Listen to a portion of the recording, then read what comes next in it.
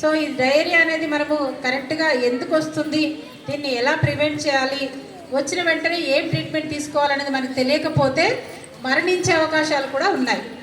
మన దేశంలో ఇప్పటివరకు మనం చూస్తూ ఉంటే 100 మంది పిల్లలు పుడితే 6 మంది పిల్లలు ఈ డయేరియాతో చనిపోతూ ఉన్నారు, డయేరియా వల్ల చనిపోతూ ఉన్నారు.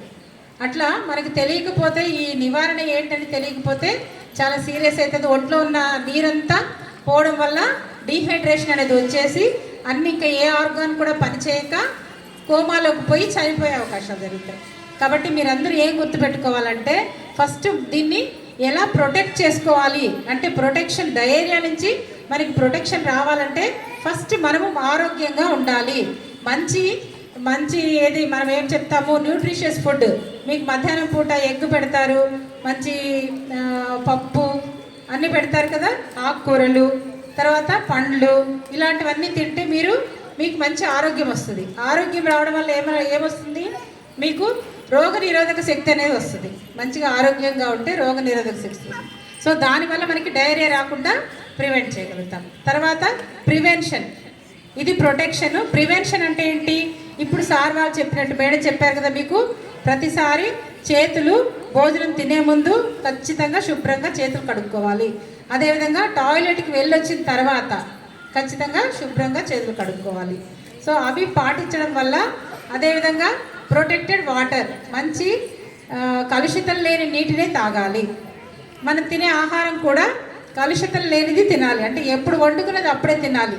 చెడిపోయిన ఆహారాన్ని కానీ, ఈగలు వాళ్ళని ఆహారాన్ని కానీ అలాంటివి తింటే ఖచ్చితంగా మనకి డయేరియా వచ్చే అవకాశం ఉంటుంది.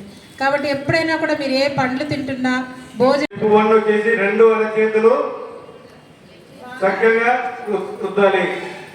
చేయండి, మీరు కూడా చేస్తే తెలుస్తుంది. మొదటి స్టెప్ ఏది, మొదటి చేతులు 2 అరచేతులు శుభ్రంగా రుద్దుకోవాలి. రెండవ స్టెప్ ఏంటి, అరచేతి వెనుక భాగంలో 2 చేతులు అరచేతి బోట వేసిన తర్వాత వేలకు వెనుకపక్క 2 పక్కల శుభ్రపరచుకోవాలి.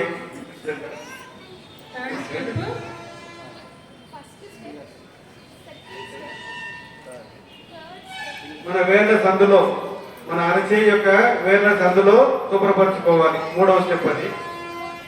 4వ స్టెప్ వచ్చేసి బొటన వేలు, 2 చేతుల యొక్క బొటన వేలు.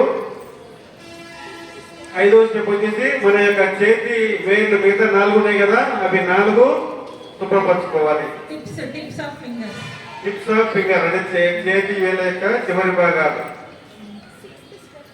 6వ స్టెప్ వచ్చేసి చేతిని మడిచి యొక్క వేలు వెనుక భాగంలో శుభ్రపరచు.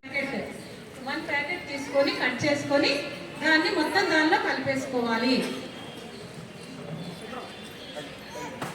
1 లీటర్ అనేది కొంత మీకు తేడా ఒకవేళ అనిపించే, చిన్న ఆ గ్లాస్ తో 4 గ్లాసులు నీళ్ళు అయితే కన్నా 1 లీటర్ గా మనం చెప్పుకోవచ్చు.